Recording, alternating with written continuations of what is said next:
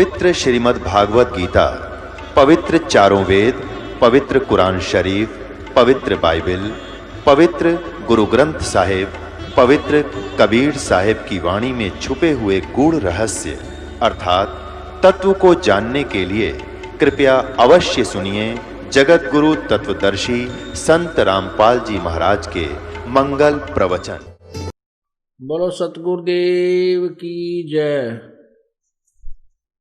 बंदी छोड़ कबीर परमेश्वर जी की जय। बंदी छोड़ गरीबदास जी महाराज की जय। स्वामी रामदेवानंद जी गुरु महाराज की जय।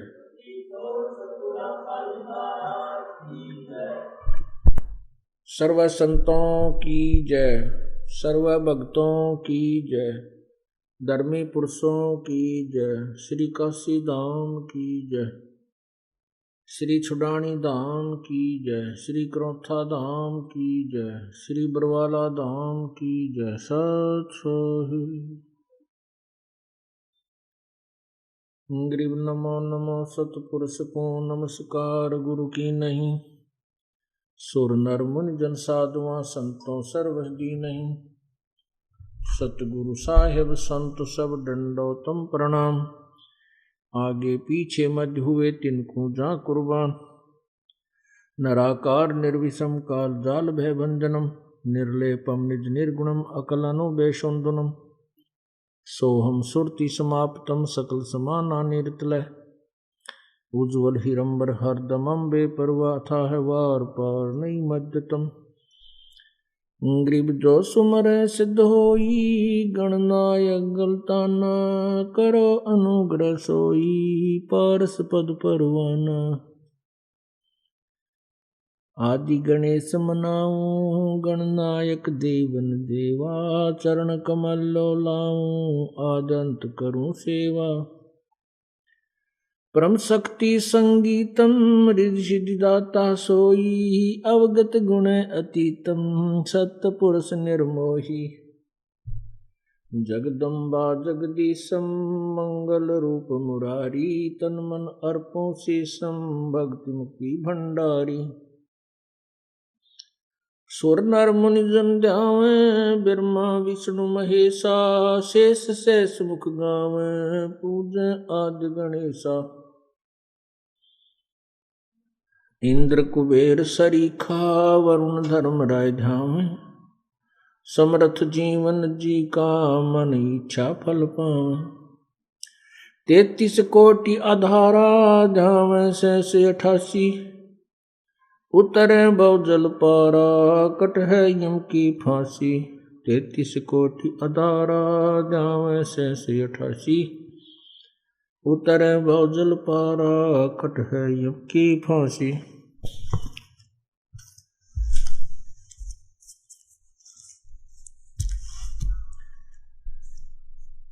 कर जोरूं विनती करूं, धरूं चरण पर शीश। गुरु राम देवानंद जी महाराज ने दियो नाम बख्शीश। कोटि कोटि सिजदा करूं, कोटि कोटि प्रणाम। चरण कमल में राखियो, मैं बांधी जाम गुलाम। कोता तेरे दरबार का, मोतिया मेरा नाम। गले प्रेम की जेवड़ी, झांखे तो जाऊं। तो करो तो बावड़ूं, दूर दूर करो तो जाऊं। जो राखा त्यों ही रहूं, जो देव सो खाऊं। जय इब के सतगुरु मिले, सब दुख आँखों रोए। चरणों ऊपर शीश धरूं, कहूं जो कहनी हो। कबीर गुरु जी मिलेंगे, पूछेंगे कुशलात, आद अंत की सब कहूं, अपने दिल की बात। गुरु जी तुम ना भूलियो, चाहे लाख लोग मिल जाएं, हमसे तुमको बहुत हैं, तुमसे हमको नहीं। कबीर तुमरे विसारे क्या बने, किसकी शरण में जाऊं। शिव वृंश मुनि नारदो, इनके हृदय न समाऊं। अब गुण किए तो बहुत किए, करत न मनिहार। बावे बंदा बख्श दियो, बावे गर्दन उतारे। अब गुण मेरे बाप जी, बख्शो गरीब नवाज। जो मैं पूत कपूत हूँ, बोहर पिता को लाज। मैं अपराधी जन्म का, नक्सक भरे विकार। तुम दाता दुख भंजना, मेरी करो संभाल।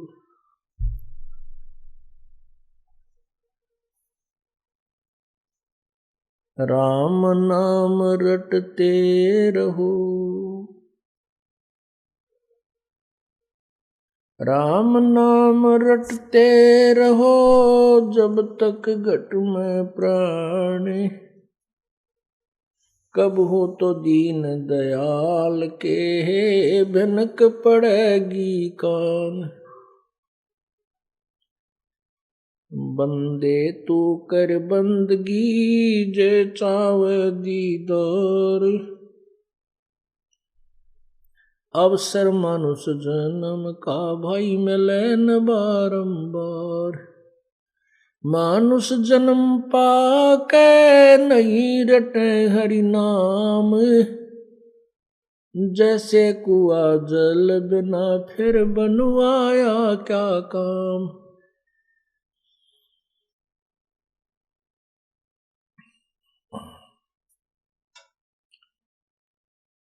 लूट सको तो लूटियो, राम नाम की लूटी। पीछे फिर पछताओगे, प्राण जहांगे छूट।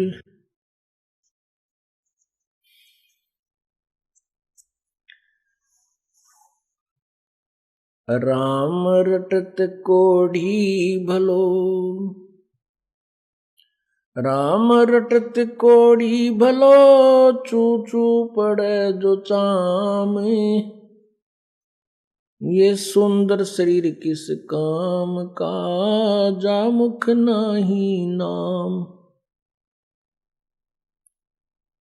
राम रटत दारिद्र भलो, टूटी घर की छान। वो सुंदर महल किस काम के, जहाँ भक्ति नहीं भगवान।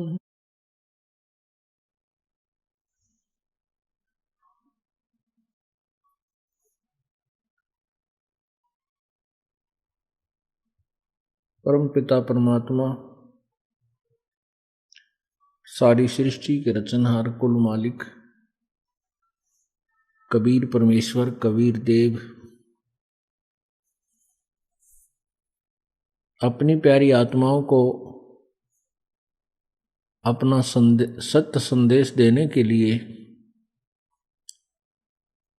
इस काल के लोक में आते हैं।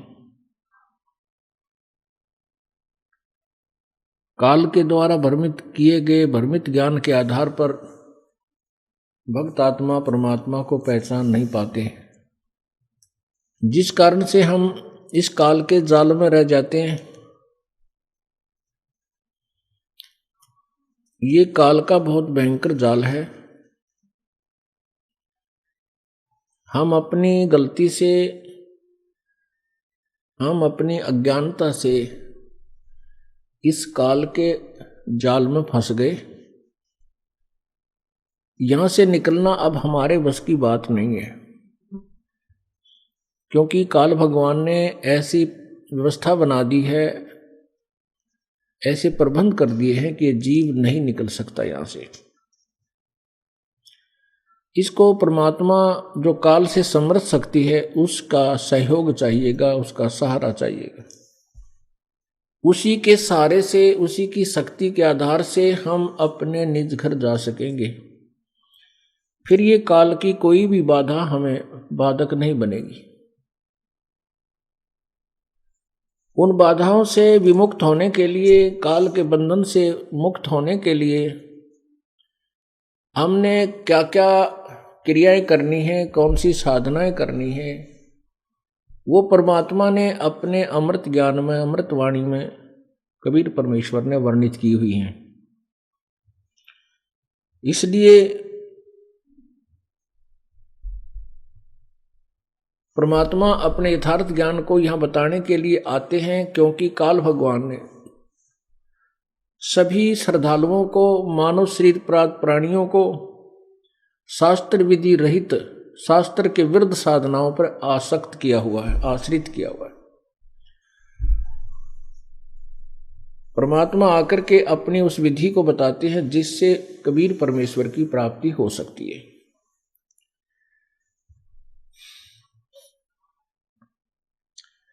परमात्मा की प्राप्ति की एक विधि है,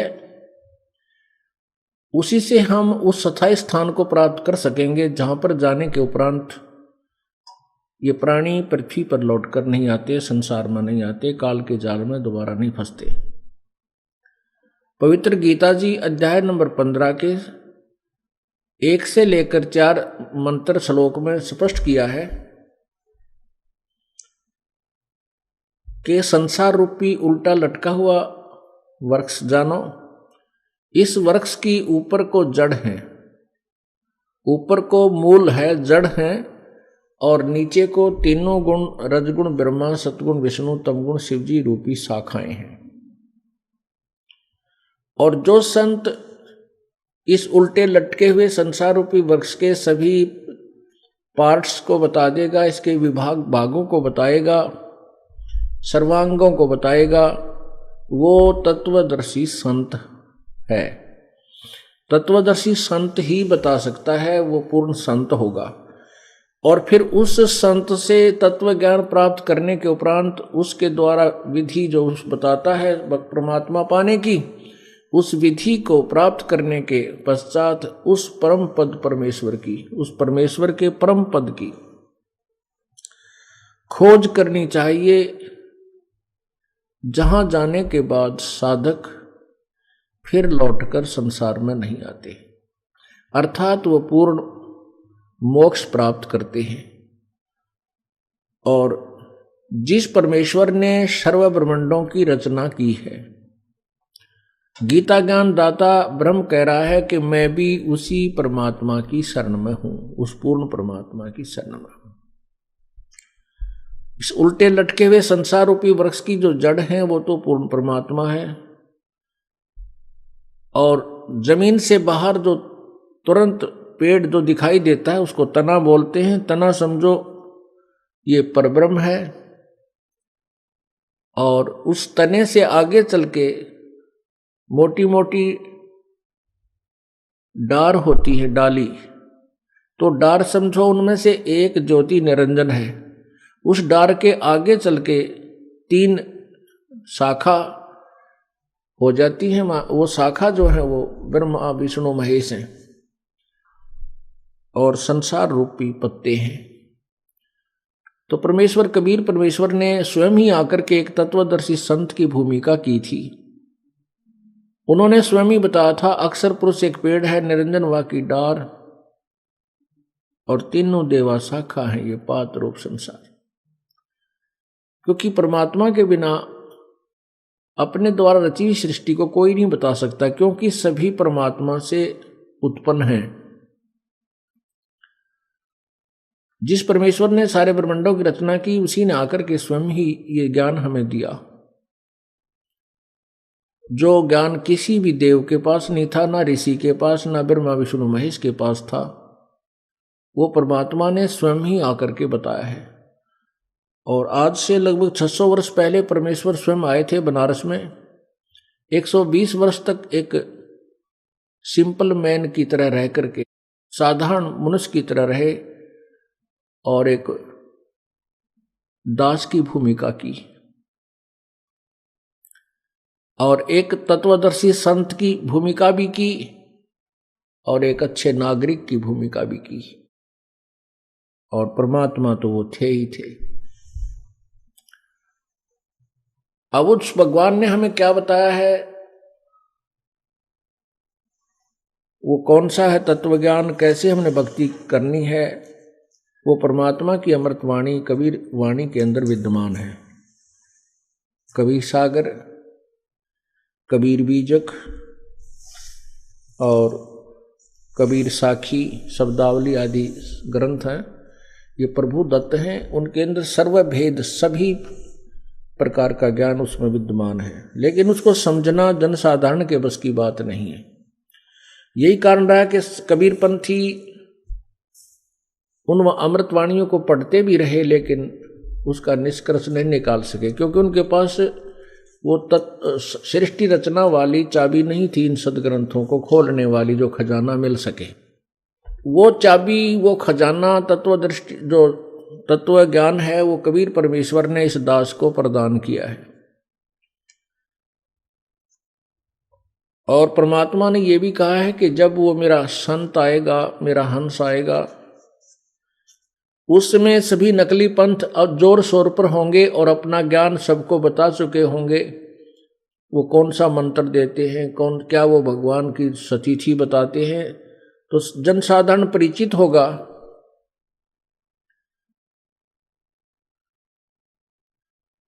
कि हमारे गुरुदेव क्या ज्ञान बता रहे हैं।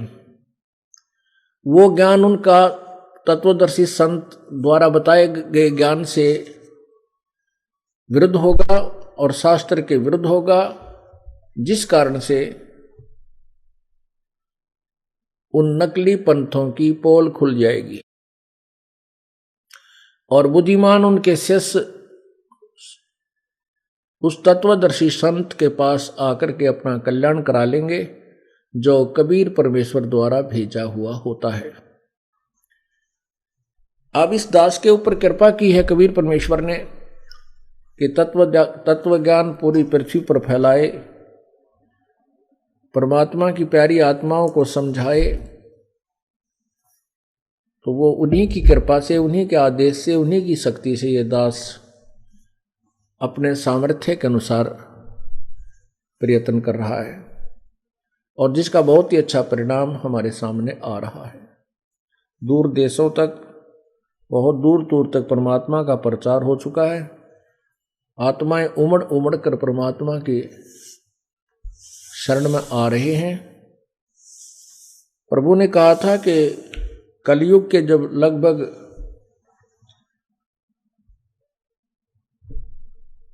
5000 वर्ष पूरे हो चुके होंगे, उस समय पूरे विश्व में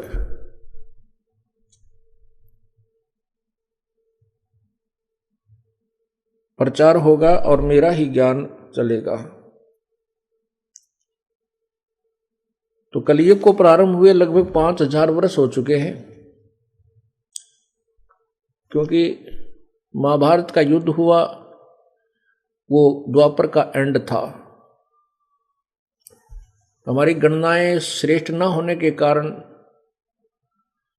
अब ये जो सन चले हैं, ये ईसा जी के बाद से चले हैं, उससे पहले तो बहुत कलयुग जा चुका था। परमात्मा कबीर परमेश्वर ने कहा है कि जब वो तत्वदर्शी संत पृथ्वी पर आएगा सभी पंथों को समाप्त कर देगा, एक ही कबीर पंथ रह जाएगा। जो यथार्थ पंथ है, पंथ का अर्थ होता है वे माने मार्ग। हमने अपने निज घर जाना है और जब तक हमें अपने घर का सही मार्ग, सुमार्ग नहीं मिलेगा, हम कुमार्ग पर चल करके कभी अपने घर नहीं पहुंच सकते। हमने अपने घर जाने के लिए उसी मार्ग को अपनाना होगा जो अपने घर को जा रहा है। एक सीधी सी बात है, मोटी सी हिसाब किताब है, इसमें ज्यादा उलझेड़ा नहीं है। हमने अपने घर जाना है और हम यहां विचलित हो चुके हैं। हम बहुत दूर आ गए हैं। मान लीजिए आप किसी जंगल में खड़े हो और वहां पर कोई इधर अपने घर का रास्ता बता रहा है, कोई इधर बता रहा है, कोई इधर बता रहा है, और उनके बताए अनुसार सभी घूम रहे हैं, ढूंढ रहे हैं, लेकिन घर नहीं पहुंच रहे हैं। वहीं रात्रि हो जाती है। सुबह उठ करके फिर चलने लगते हैं, तो ऐसे भ्रमित लोगों से सुने हुए मार्ग से फिर घूमते रहते हैं, वहीं चक्कर काट करके उस जंगल में अपना जीवन व्यर्थ कर जाते हैं। हम किसी स्थान पर खड़े हैं और वहां से अपने घर को आना है, तो हमने उसी मार्ग को अपनाना होगा जो अपने घर को आ रहा है। अब स्थिति आ जाती है कि जैसे हम सुनते रहते हैं, ये कहता है इधर तुम्हारा घर है, दूसरा कहता है इधर तुम्हारा घर है, तीसरा कहता है इधर है, तो हम विचलित हो जाते हैं कि फिर हमारे घर का रास्ता वास्तविक कौन है, क्योंकि इसमें भी हमने देख लिया, इसमें भी देख लिया, नहीं मिला। क्योंकि अब जितने भी पुण्यात्मा हैं वो सभी पंथों के पास जा चुके हैं। परमात्मा की चाह आत्मा को उसी समय से बन गई थी जब ये उससे बिछड़ी थी। परमात्मा से बिछड़ते ही आत्मा को उसकी चाह, उसकी आवश्यकता का अनुभव हो गया था और उसी दिन से उसको तलाश कर रही है। और काल भगवान ने हमें बिल्कुल गुमराह करवा दिया, अपने नकली संत भेज कर भ्रमित ज्ञान करवा कर सब जीवों को भ्रमित करवा दिया। तो ये भ्रम हो जाता है कि ये कहता है इधर जाओ, वो कहता है इधर जाओ, ये कहता है तुम्हारा घर इधर है, तो कैसे विश्वास करें। तो वहां हम अपने मैप को देखेंगे। मैप मानचित्र होता है, एक नक्शा। उस मानचित्र पर आपको दिखाया जाएगा आप इस स्थान पर खड़े हो और आपका घर यहां पर है। आप इस मार्ग से जाओगे तो अपने घर जाओगे। आप इस मार्ग पर जा रहे हो, इससे आपको आपका घर नहीं मिलेगा, ये आपके शहर को नहीं जा रहा। तो हमने उस मैप को देखकर विश्वास करना पड़ेगा। किस समय, जिस समय हम नाना प्रकार के व्यक्तियों से भ्रमित हो चुके हैं, ये इधर बता रहा है, वो उधर बता रहा है, फिर हमने वो मैप देखना होगा। वो मानचित्र देखकर हमें निर्णय फाइनल हो जाएगा, विश्वास दृढ़ हो जाएगा, सचमुच हमारा रास्ता यही है। हमारे सदग्रंथ जो हैं ये मानचित्र है, और अभी तक हमें भ्रमित कर दिया गया है। कोई कहता है ये जाप करो, कोई कहता है ये मंत्र करो, कोई कहता है ये साधना करो, कोई कहता है ये व्रत करो, कोई कहता है ऐसे माला फेरो, ये तुम्हें परमात्मा प्राप्ति करवा देगी। तो हम भ्रमित हो चुके हैं, हम इन साधनाओं को कर करके थक चुके हैं, लेकिन न परमात्मा मिला है और न ही कोई आध्यात्मिक और लाभ, ना कोई भौतिक सुख हुआ। पवित्र गीता जी अध्याय नंबर 16 के मंत्र 23 में कहा कि शास्त्र विधि को त्याग कर जो मनमाना आचरण करते हैं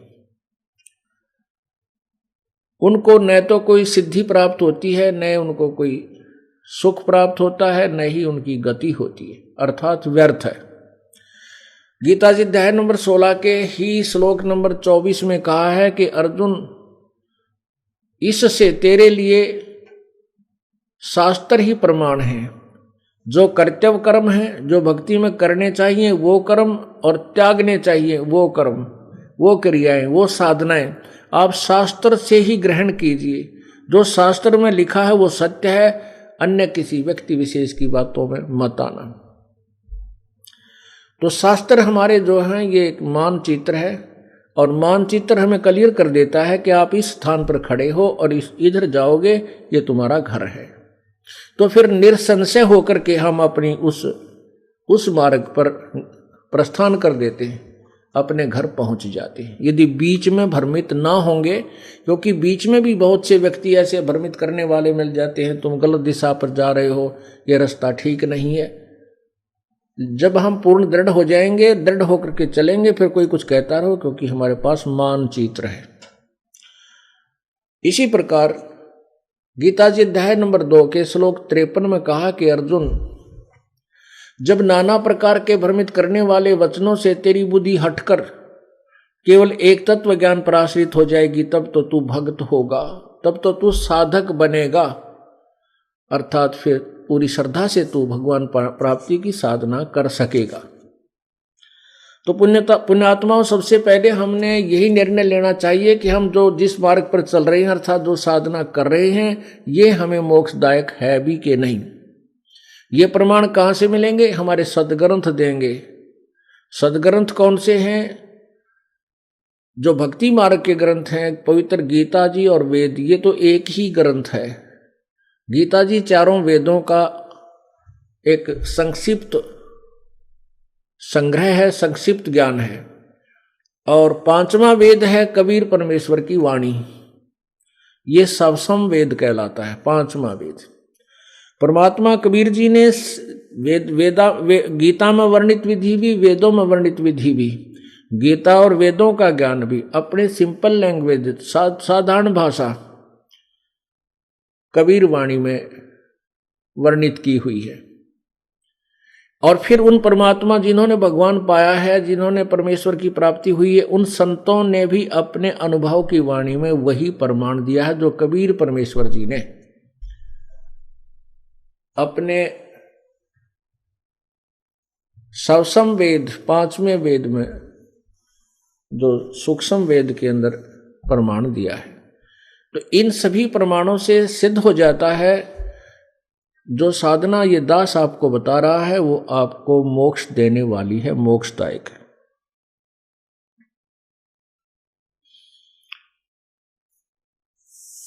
परमात्मा कहते हैं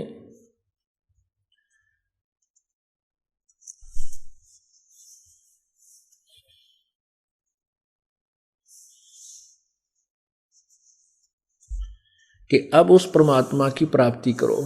कि कौन से की? कबीर परमेश्वर की। उस भगवान को प्राप्त करो। यदि आप भक्ति नहीं कर रहे हो तो अपना जीवन व्यर्थ कर रहे हो। यदि आप भक्ति कर भी रहे हो और वो शास्त्र विरुद्ध कर रहे हो तो भी अपना जीवन व्यर्थ कर रहे हो। क्योंकि हमारे सद्ग्रंथ बताते हैं कि शास्त्र विधि को त्याग कर मनमाना आचरण, मनमाना अपने मन से जो भी किसी संत से, किसी पंथ से कोई नाम मिल गया उसका रट्टा लगाए रहे, तो वो मनमाना आचरण होता है। नर सुन रे मूड गंवारा, भाई राम भजन तत्सारा। नर सुन रे मूड गंवारा, राम भजन तत्सारा। परमात्मा की महिमा बताते हुए आदरणीय गरीबदास साहिब जी, जिनको कबीर परमेश्वर स्वयं आकर के छुड़ानी गांव, जिला झज्जर, हरियाणा में मिले थे, फिर उनकी आत्मा को सतलोक लेकर गए थे, अपने निज स्थान को दिखाया था। ब्रह्मा विष्णु महेश, दुर्गा और निरंजन ज्योति, निरंजन काल भगवान जिसे ब्रह्म बोलते हैं, उनके लोकों को भी दिखाया था। उसके बाद गरीबदास साहिब जी ने अपने कबीर परमेश्वर की महिमा कलम तोड़ वर्णित की है, आंखों देखा हाल वर्णन किया है। वही गरीबदास साहिब जी परमात्मा की महिमा से परिचित और परमात्मा के ज्ञान से परिचित हुए थे। कबीर परमेश्वर ने गरीबदास जी का ज्ञान योग खोल दिया था। उसके बाद संत गरीबदास साहिब जी ने हमें कबीर परमेश्वर के द्वारा बताए हुए ज्ञान को प्रचार किया। वो कह रहे हैं, नर सुन रे मूड गंवारा, भाई राम भजन तत्सारा। नर सुन रे मूड गंवारा, भाई राम भजन तत्सारा। पुण्यात्माओं, इस दास का जन्म पवित्र हिंदू धर्म में हुआ और हिंदू धर्म में जन्म होने के कारण हम राम नाम के पुजारी रहे।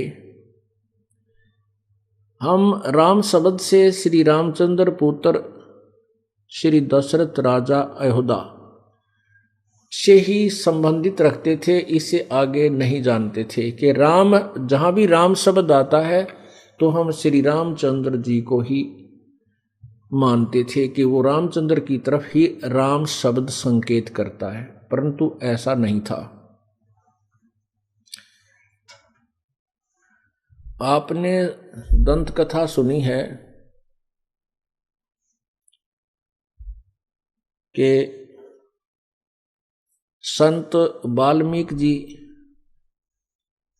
सतयुग में भी राम राम शब्द बोला करते थे। उसमें तो श्री रामचंद्र जी का जन्म भी नहीं हुआ था अयोध्या में। वैसे तो राम राम कोई नाम नहीं है, जब जाप करने का नहीं है। जैसे हम सतसाहिब बोलते हैं, ये हमारा कोई मूल मंत्र नहीं है। ये तो हमारा एक सांकेतिक मंत्र है, एक दूसरे को संबोधित करने के लिए कि हम उसी एक पंथ से संबंधित हैं। हमारा ये कोड वर्ड है, लेकिन वो मंत्र अलग है जिससे मोक्ष होता है। इसी प्रकार राम शब्द एक शक्ति बोधक शब्द है।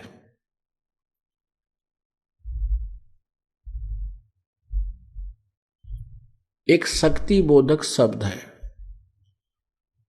उसे राम कहो, अल्लाह कहो, गॉड कहो, खुदा कहो, ईश कहो, चाहे प्रभु कहो, रब कहो, चाहे राम कहो, ये हम उस शक्ति के शक्ति बोधक है। जैसे साहब बोलते हैं हम, कबीर साहब, कबीर साहिब, कबीर साहब, कुछ भी कहो, सत साहब। जैसे सत साहिब कहें या सत साहब कहें, साहब जैसे साहब का अर्थ ही स्वामी, मालिक, प्रभु ऐसा होता है। जैसे हम सत्य साहेब बोलते हैं तो अविनाशी परमात्मा, अविनाशी राम। अविनाशी राम कौन है ये आपको बताएंगे, सत्संग में बताते भी रहते हैं। अब जैसे एक विभाग में अधिकारी होते हैं, जैसे तहसीलदार साहब, फिर एसडीएम साहब, डीसी साहब, कमिश्नर साहब, मंत्री साहब, मुख्यमंत्री साहब, प्रधानमंत्री साहब, ये राष्ट्रपति साहब, ये सभी साहब हैं। ये सभी स्वामी हैं, ये सभी मालिक हैं। लेकिन इन सभी साहबों की शक्ति में बहुत अंतर है, लेकिन सभी को साहब ही बोला जाता है। ऐसे ही राम शब्द एक साहब समझो। जैसे ब्रह्मा भी राम है, विष्णु भी राम है और शिव जी भी राम है। भगवान ब्रह्मा भी राम है, भगवान विष्णु भी राम है, भगवान शिव भी राम है, भगवान ब्रह्म भी राम है, ज्योति निरंजन भी राम है, और परब्रह्म भी राम है, और पूर्ण ब्रह्म कबीर परमेश्वर कबीर भी राम है। ब्रह्मा विष्णु महेश कितने राम हैं, कितने साहब हैं, कितने स्वामी हैं। ये एक ब्रह्मांड के अंदर एक विभाग के मालिक है। रजोगुण विभाग के ब्रह्मा जी, सतोगुण विभाग के विष्णु जी, तमोगुण विभाग के शिव जी, और इनके पिता एक ब्रह्मांड में मुख्यमंत्री का रोल करते हैं। ऐसे 21 ब्रह्मांड तो ज्योति निरंजन काल यानी ब्रह्म के हैं, और 7 शंख नील पद्म शंख, ये 7 शंख ब्रह्मांड परब्रह्म के हैं। और ऐसे ऐसे असंख्यों ब्रह्मांड हैं, उन सब के ऊपर और इस ब्रह्म और परब्रह्म वाले ब्रह्मांडों के ऊपर भी कबीर परमेश्वर राम है, कबीर राम है। उस परमेश्वर पूर्ण ब्रह्म की सत्ता है।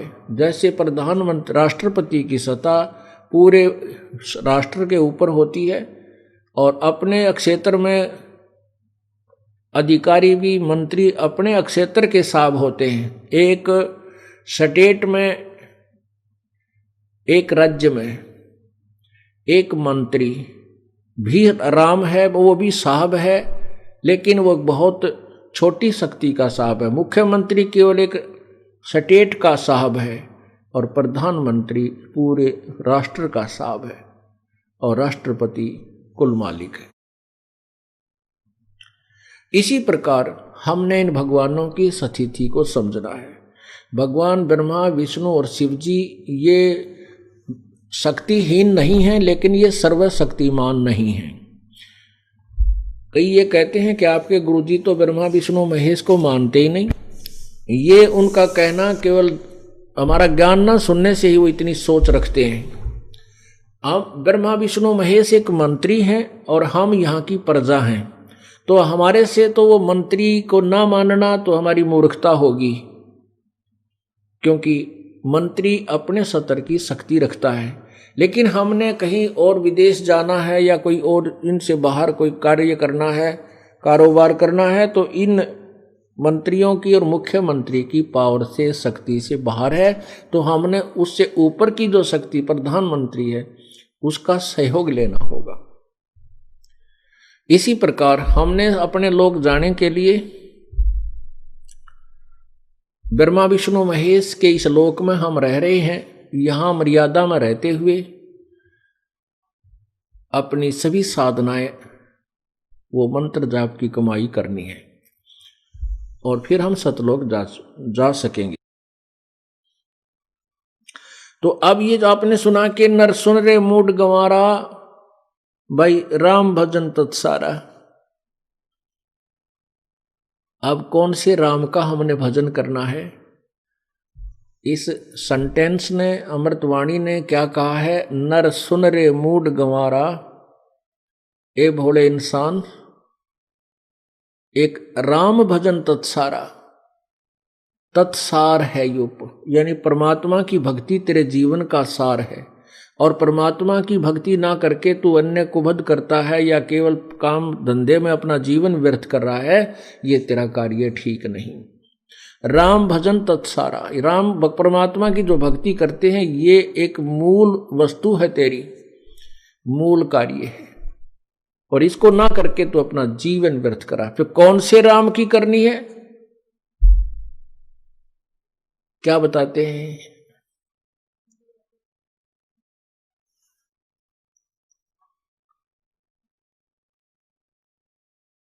कोट जन्म तन भर मत होगे, कुछ ना हाथ लग्या रे। कुकर सुकर खरबया बोरे, कौआ हंस बुगारे। मन तू चल रे सुख के सागर, जहाँ शब्द सिंधु रत्नागर। मन तू चल रे सुख के सागर, जहाँ शब्द सिंधु रत्नागर। भाई कोट जन्म तन भर मत होगे, कुछ ना हाथ लग्या रे। कोट जन्म तन भर मत होगे, कुछ ना हाथ लग्या रे। कुकर सोकर खरबया बोरे, कौआ हंस बुगारे। मन तू चल रे सुख के सागर, जहाँ शब्द सिंधु रत्नागर।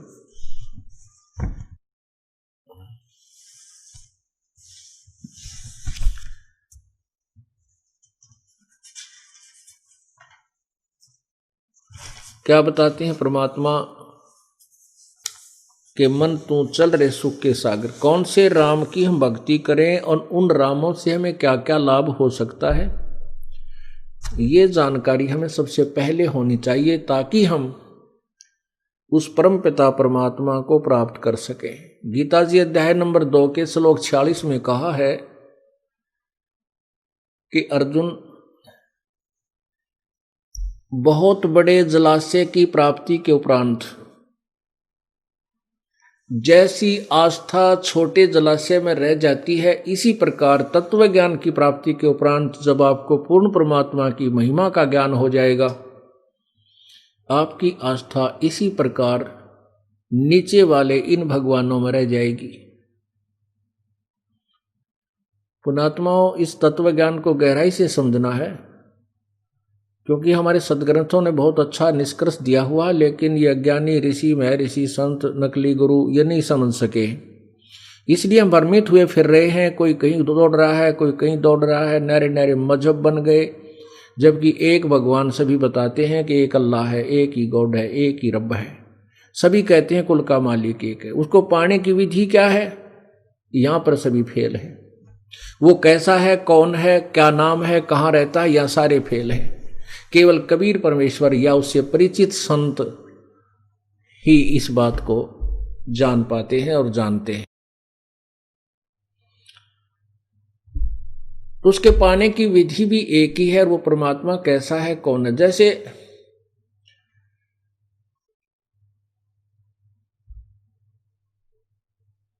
एक छोटे से जलाशय यानी जोहड़ तालाब पर कोई व्यक्ति आश्रित है, यानी एक परिवार, 10 परिवार, 5-4 परिवार वहां रह रहे हैं। पहले पुराने समय में जब ये गीता जी बोला गया था, उस समय तालाबों में जल संग्रह हो जाता था और सारा वर्ष उसी जल को ही पीते थे, उसी से खेती करते थे। और यदि वो छोटा जलाशय यदि एक वर्ष वर्षा ना हो तो वो जलाशय सूख जाता था और उस पर आश्रित व्यक्तियों के प्राणों के को संकट हो जाता था। वो मृत्यु को भी प्राप्त हो जाते थे या वहां से छोड़कर भागते थे, कहीं चले जाते थे। उसके विषय बता रहे हैं। जो व्यक्ति एक छोटे जलाशय पर आश्रित है और उसको बहुत बड़ा जलाशय यानी एक लेक मिल जाती है, बहुत बड़ी झील मिल जाती है, तो फिर वो क्या करता है, वो उस छोटे जलाशय को त्याग कर उस झील के किनारे अपना वास कर लेता है। कहने का भाव ये है कि उसको वो जलाशय बुरा नहीं लगता जिस पर वो पहले आश्रित था, वो उसको बुरा नहीं मानता, लेकिन उसकी अक्षमता से वो परिचित है कि यदि एक वर्ष वर्षा ना हुई तो ये सूख जाएगा, हम भी प्यासे और भूखे मर जाएंगे। इसका सहारा पूर्ण नहीं है, कंप्लीट नहीं है। और उस लेक में जो बहुत बड़ा जलाशय है, चाहे 10 वर्ष भी वर्षा ना हो तो भी जल समाप्त नहीं होता, वहां जाकर के वो जीव अपने आप उसकी अक्षमता से परिचित होकर के उसका सहारा ही उचित जानता है कि इसी के आश्रित रहना मेरे हित में है। तो उसके लिए वो छोटा जलाशय बुरा नहीं, क्योंकि उसमें भी जल है, लेकिन वो काम चलाऊ था। ऐसे ही ब्रह्मा जी, विष्णु जी, शिव जी ये भी राम हैं, लेकिन ये काम चलाऊ हैं। ये किए हुए कर्म का फल ही आपको दे सकते हैं। ये खुद भी नाशवान है, इनकी मृत्यु होती है, जन्म होता है, इनके माता पिता भी है। पवित्र हिंदू समाज को आज तक कोई परिचित नहीं करा पाया कि ब्रह्मा विष्णु महेश के माता पिता कौन है और कहाँ हैं। और अपने ही सदग्रंथों में लिखा हुआ, जैसे पवित्र देवी पुराण, पवित्र शिव पुराण, इन सब के अंदर, ब्रह्मा पुराण, इनके अंदर ब्रह्मा विष्णु महेश के माता पिता का पूर्ण रूप से विस्तृत वर्णन है। लेकिन इससे सिद्ध है कि हमारे जो धार्मिक गुरु थे हिंदू धर्म के, वो गुरु भी पूर्ण नहीं थे, जो हमारे सदग्रंथों के रहस्य को हमें नहीं बता सके। और इसलिए हमने उस साधना को त्याग देना चाहिए जो उन्होंने हमें बताया, जो अपने सदग्रंथों से ही अपरिचित थे।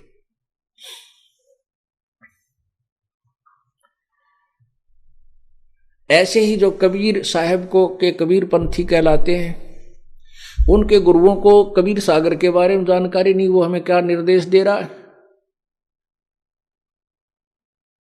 कौन सी साधना, कौन सा नाम उसके परमात्मा के पाने का है, उनको पता नहीं, वो भी भ्रमित हैं। ऐसे ही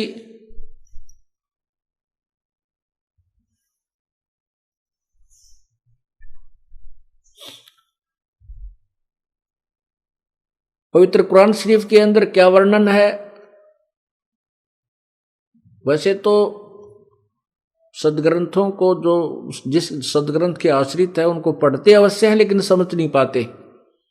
ऐसे पवित्र कुरान शरीफ के अंदर क्या लिखा है उसको पवित्र मुसलमान धर्म नहीं समझ सके, उसके उनके गुरु नहीं समझ सके वर्तमान के। उसमें भी स्पष्ट लिखा है कुरान शरीफ सूरत फुरकानी 25 आयत 52 से 59 में स्पष्ट किया है कि जिसको हजरत मोहम्मद जी अपना खुदा मानते हैं वो उनका अल्लाह कह रहा है कि हे मोहम्मद, हे हजरत, हे नबी, तो इन काफिरों का कहा ना मानना। मैं जो तुझे इस कुरान शरीफ में जो ज्ञान दे रहा हूं इस पर दृढ़ विश्वास रखना। और वो कबीर परमात्मा है जो तुझे जिंदा महात्मा के रूप में आकर मिला था, वो कबीर अल्लाह है, वो सर्वशक्तिमान है। और ये वही परमात्मा है जिसने 6 दिन में सृष्टि रची, 7वें दिन तख्त पर जा बैठा। तो उसकी खबर किसी बाखबर से पूछ देखो। पुण्यात्मा, यही रहस्य होता है, यही तत्व ज्ञान कहलाता है जो निष्कर्ष निकले उससे, कोई उसका कोई जोड़ तोड़ बने। अब जैसे कुरान शरीफ के बोलने वाला अल्लाह, जिसको पूरा पवित्र मुसलमान समाज अल्लाह मानता है कि जो ज्ञान दिया है कुरान का वो अल्लाह ने दिया है, वो अल्लाह तो ये कह रहा है कि कोई और कबीर नामक अल्लाह है जो पूर्ण परमात्मा है, जिसने वो सारी सृष्टि रची है। उसकी खबर में से वो परिचित नहीं है। कौन? कुरान शरीफ का ज्ञान दाता। वो कहता है उस पूर्ण परमात्मा की खबर किसी बाखबर से पूछ देखो, यानी तत्वदर्शी संत से पता करो।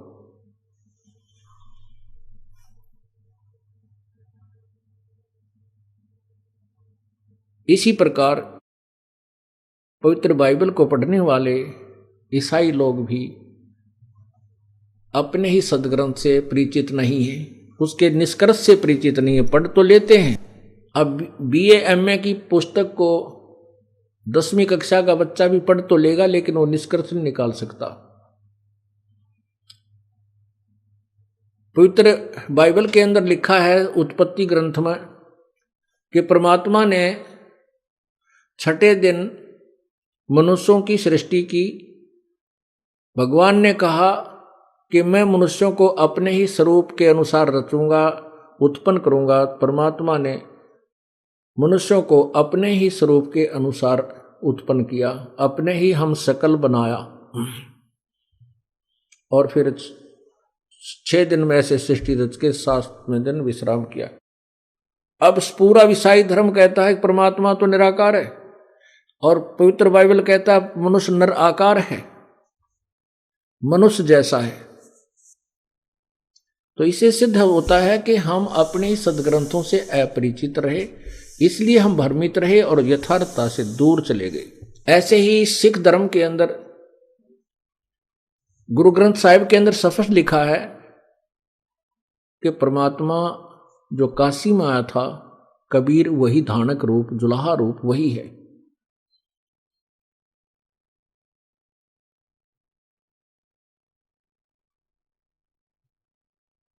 उसमें लिखा है कि नानक साहब ने जो परमात्मा की प्राप्ति हुई, बेई नदी पर स्नान करने के लिए गए हुए थे। वहां से कबीर परमेश्वर एक जिंदा महात्मा के रूप में बना करके आए और नानक साहब की आत्मा को सचखंड लेकर गए सतलोक। 3 दिन तक वहां उनको ऊपर सब ब्रह्मांडों और का सब विवरण दिया, सब प्रत्यक्ष करवाया और फिर छोड़ दिया। तीसरे दिन जब वो अपने शरीर में वापस आए तो नानक साहब जी ने बनारस जाने की तैयारी की, क्योंकि परमात्मा ने कहा था कि मैं काशी बनारस में एक धानक रूप, जुलाहा रूप में रहता हूं। तो जब दुल्हा रूप में देखा उनको जाकर के बनारस में और ऊपर देखा सतलोक में, सचखंड में वही भगवान, वही प्रभु, तब उन्होंने कहा था कि फाई सूरत मलुक की वेश, ए ठगवाड़ा ठगी देश, खरा सियाणा बोता बार, ये धानक रूप रहा करता। इस प्रकार हम अपने सदग्रंथों से ही अपरिचित हो जाने के कारण परमात्मा से दूर चले गए। मनमुखी साधनाएं जिसने जैसी बताई हम करते रहे और उनके करने से ना प्रभु मिला, ना कोई आध्यात्मिक लाभ, ना कोई भौतिक लाभ। फिर हम नास्तिक होने लग गए, विकार करने लगे, कोई शराब पीने लग गया, कोई मांस खाने लग गया, कोई चोरी, कोई ठगी, चोरी करके हम साहूकार सेठ बनना चाहते हैं, कभी नहीं हो सकता, क्योंकि परमात्मा के सहयोग बिना जीव का धन सुरक्षित नहीं रह सकता। इधर से आपने कोई 2 नंबर का काम किया, उधर से कोई बीमारी शुरू हो जाएगी, पैसे भी जाएंगे और कोई बेटा या बेटी मृत्यु को प्राप्त हो जाएगा, आपको वो पाप भी लगेगा और पैसा रहेगा नहीं।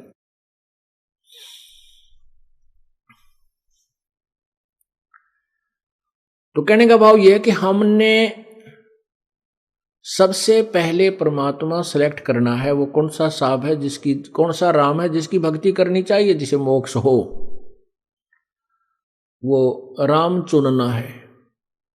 उसको चुनने के लिए हमने सभी की जीवनी पढ़नी पड़ेगी, सभी भगवानों के जीवन चरित्रों से परिचित होना होगा, उनकी महिमा देखनी होगी, कौन कितने हॉर्स पावर की मोटर है। जैसे हमने चाहिए 10 हॉर्स पावर की मोटर, तो उन पर लिखा हुआ पढ़ना पड़ेगा कि ये 1 हॉर्स पावर की है, ये 2 की है, ये 4 की है, ये 6 की है या ये 5 की है। तो 10 वाली सेलेक्ट करनी पड़ेगी, भाई हमने 10 हॉर्स पावर की से हमारा काम चलेगा। तो ऐसे ही ये भगवान भी हॉर्स पावर रखते हैं, इनकी भी कलाएं हैं। जैसे ब्रह्मा विष्णु महेश 16 कला के हैं, इनका पिता 1000 कला का है और कबीर परमात्मा असंख्य कला के, उनकी कला के अंत ही नहीं है, वो पूर्ण समर्थ है। जैसे थर्मल प्लांट में, थर्मल प्लांट है उसमें तो बिजली का अंत ही नहीं, उसको तो कितना ही निकालो। तो ऐसे वो पूर्ण परमात्मा जो है वो थर्मल प्लांट है, और वो तो हमने उस पूर्ण परमात्मा से संपर्क करना है, सीधी लाइन लेनी पड़ेगी, क्योंकि हमने हैवी मोटर, हैवी फैक्ट्री लगानी है और तब हमारा काम चलेगा। आपने गीता जी अध्याय नंबर 2 के श्लोक नंबर 46 का वर्णन पढ़ा कि बहुत बड़े जलाशय के उपरांत, प्राप्ति के उपरांत छोटे जलाशय में जैसी श्रद्धा आस्था रह जाती है, ऐसी ही पूर्ण परमात्मा के तत्व ज्ञान से परिचित होने के बाद, उसकी महिमा से परिचित होने के उपरांत आपकी अन्य भगवानों में, अन्य ज्ञानों में रह जाएगी। वो बुरे नहीं लगते। जो छोटे जलाशय का जो तालाब था, वो पहले भी तो उसी को प्रयोग कर रहे थे, जल तो है उसमें लेकिन वो सीमित है, और उसके साथ हमें बहुत बड़ा मिल जाता है, कौन पीछे रहेगा, सबसे आगे जाके नंबर लगाएंगे, यहाँ रहेंगे हम तो भाई। ऐसे ही जब हमें इस कबीर परमेश्वर की महिमा और समर्थता का ज्ञान हो जाएगा, इन भगवानों को तुरंत त्याग देंगे, क्योंकि जो इनसे लाभ मिलना वो लाभ वहां भी मिलेगा और वो स्थायी मिलेगा, कभी वो नष्ट नहीं होगा। वहां जाने के बाद उसमें उसकी शक्ति बहुत शक्ति है प्रभु में, वो कभी समाप्त नहीं होगा, वो सुख सदा बना रहेगा। और छोटे भगवानों पर, छोटे जलाशय पर रहने से वो सुख अस्थायी है, 1 वर्ष वर्षा ना हुई तो वो सूख जाएगा, और हम भी उसके आश्रित जितने प्राणी हैं वो भी मृत्यु को प्राप्त हो जाएंगे। बस इतनी सी बात है। न तो हम किसी को बुरा बताते हैं, न किसी को त्यागने को कहते हैं। आपकी आत्मा त्याग देगी जब आपको पूर्ण परमात्मा मिल जाएगा। तो क्या बताते हैं, मन तू चल रे सुख के सागर, जहाँ शब्द सिंधु रत्नागर। मन तू चल रे सुख के सागर, जहाँ शब्द सिंधु रत्नागर। सुख सागर किसे कहते हैं भाई? शंखों लहर मेहर की उपजे, भाई शंखों लहर मेहर की उपजे, कहर नहीं जा कोई। शंखों लहर मेहर की उपजे, कहर नहीं जा कोई। दास गरीब अचल अविनाशी, सुख का सागर सोई। मन तू सुख चल रे सुख के सागर, जहाँ शब्द सिंधु रत्नागर। ये शंखों लहर मेहर की उपजे, कहर नहीं जा कोई। जब आत्मा आपकी निर्मल हो जाएगी, और कई बार ऐसा होता है कि मन में ऐसी प्रेरणा बनती है, ऐसी हिलोर उठने लग जाती है कि कोई भी शत्रु नहीं लगता, कोई भी बुरा नहीं लगता, सब अपने से लगते हैं। चाहे हमारा कोई दुश्मन भी क्यों ना हो, उसके प्रति भी द्वेष नहीं रहता। वो एक ऐसी हिलोर आती है, वो होती है अस्थायी कुछ समय के लिए और फिर वो चली जाती है। उसके बाद फिर इस मन में वही उथल उठा पटक, न्यू कर दूंगा, वैसे न्यू कर दूंगा, उसने न्यू कर दूंगा, उसका ऐसा बना दूंगा।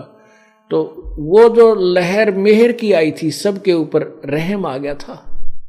और वो आनंद किसी चीज में नहीं आ सकता, केवल परमात्मा की भक्ति में तो आ सकता है। उस भक्ति से फिर ये इतनी लहर हिलोर आपकी रह रह कर उठने लग जाएंगी और सतलोक में वो लहर सदा बनी रहेंगी, कभी किसी के प्रति द्वेषी नहीं बनता, क्योंकि वहां राग का कारण ही नहीं है, कारण बिना कार्य होता नहीं। तो कहते हैं वो हिलोर जो आपको जरा से समय के लिए आई थी, वो मेहर की शंखों लहर उठेंगी, फिर वहां कोई कहर की लहर नहीं है, क्योंकि वो जो थोड़ी देर आई थी एक अच्छी भावना, वो तुरंत चलेगी। उसके बाद कहर की लहर शुरू होगी, ये हो गया, वो हो गया, न्यू कर दूंगा, फलाना हो गया, ऐसे बीमारी, उसका ऐसा होगा। तो ये कहर की लहर शुरू होगी। सतलोक की तुलना करते हुए बताते हैं वहां क्या सुख है। शंखों लहर मेहर की उपजे, कहर नहीं जा कोई, दास गरीब अचल अविनाशी, सुख का सागर सोई। अचल सदा रहने वाला, जो कभी नष्ट नहीं होता, अविनाशी स्थिर, अविनाशी सथाई, यानी वो परमात्मा का सतलोक अचल अविनाशी है। और वहां कबीर भगवान जहां रहते हैं वो सुख सागर है। हम वही रहते थे पहले, अपनी मूर्खता से, अपनी नालायकी से हम यहाँ आकर काल के जाल में फंस गए और उसी का दुष्परिणाम हम भोग रहे हैं। अब परमात्मा इतने दयालु हैं, हमने इतनी भयंकर गलती की थी, फिर भी उनको दया आ गई कि अब ये भी अब भी आ जाएं वापस, तो भी कोई बात नहीं, मैं अपने बच्चों को उतना ही प्यार करूंगा।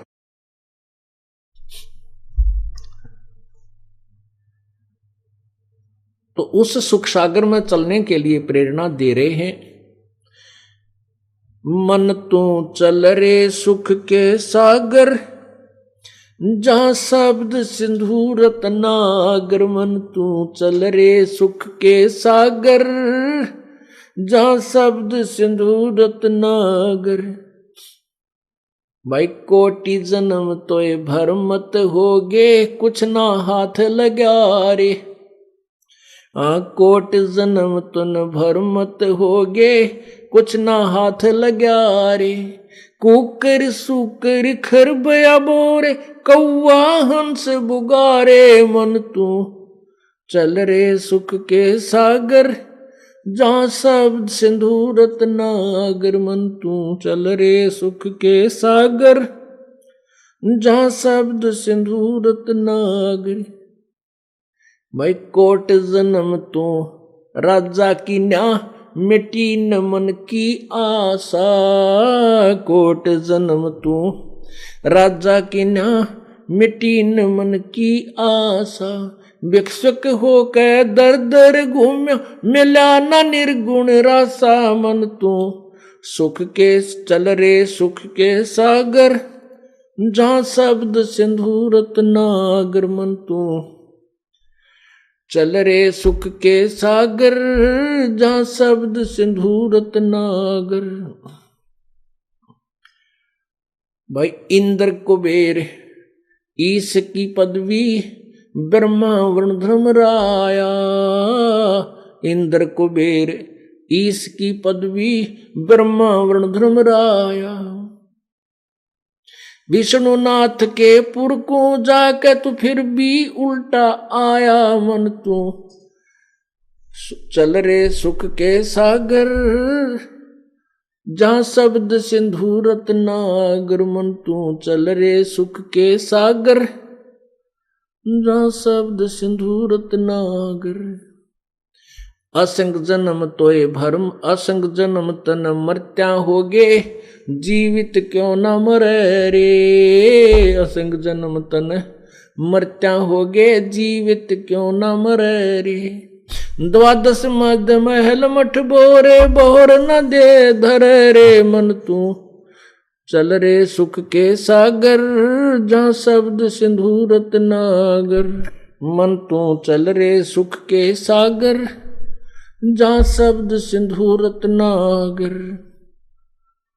भाई दोजक भीष्ट सभी तै देखे राजपाट के रसिया।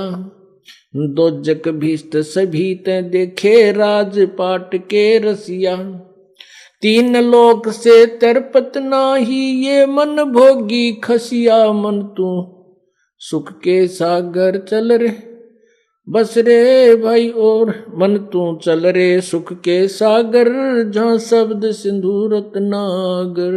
मन तू चल रे सुख के सागर जहाँ शब्द सिंधु रत्नागर। भाई सतगुर मिले तो इच्छा मिटे पद मिल पदे समाना। सतगुरु मिले तो इच्छा मिटे पद मिल पदे समाना। चल हंसा उस लोक पठाऊं जो आदि अमर अस्थाना। मन तू चल रे सुख के सागर जहाँ शब्द सिंधु रत्नागर। मन तू चल रे सुख के सागर जहाँ शब्द सिंधु रत्नागर। भाई चार मुक्ति जहाँ चंपी करती माया होरी दासी।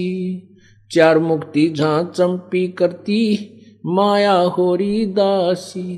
दास गरीब अभय पद पर सब मिले राम अविनाशी। मन तू चल रे सुख के सागर जहाँ शब्द सिंधु रत्नागर। मन तू चल रे सुख के सागर जहाँ शब्द सिंधु रत्नागर। अब इस वाणी में क्या निर्णय दिया गरीबदास साहिब जी ने कबीर परमेश्वर द्वारा प्राप्त ज्ञान के आधार पर कि हे मन तू सतलोक को चल, सुख सागर को चल, और यहां जो तू अन्य साधना करता है, जैसे भी जिस इष्ट की आपने पूजा की, जैसे ब्रह्मा जी की, विष्णु जी की, शिव जी की, दुर्गा की या ब्रह्म की, इन साधनाओं को करके आप उन्हीं के लोक को प्राप्त हो जाते हो। ब्रह्म की साधना करने वाले ब्रह्म लोक को जाते हैं, विष्णु जी की उपासना करने वाले विष्णु जी के लोक को प्राप्त होते हैं, शिव जी के पुजारी शिव के लोक को, ब्रह्मा के पुजारी ब्रह्मा के लोक को, दुर्गा के पुजारी दुर्गा के लोक को, और ब्रह्म उपासक ब्रह्म लोक को चले जाते हैं। अब गीता जी अध्याय नंबर 7 के श्लोक 12 से लेकर 15 में तीनों गुणों के पुजारियों की पूजा को व्यर्थ बताया है। रजगुण ब्रह्मा, सतगुण विष्णु, तमगुण शिव जी। और गीता जी अध्याय नंबर 7 के श्लोक 16 से 16, 17, 18 में गीता ज्ञान दाता ब्रह्म अपने विषय में बताता है, अपनी साधना को भी अनुत्तम लिखता है, वो अश्रेष्ठ बताता है, क्योंकि जन्म और मृत्यु न तो ब्रह्म साधना से समाप्त हो सकती है और न ही ब्रह्मा विष्णु महेश की पूजा से समाप्त हो सकती है, क्योंकि ब्रह्मा विष्णु महेश स्वयं भी नाशवान है, इनकी जन्म मृत्यु होती है, ये अविनाशी नहीं है।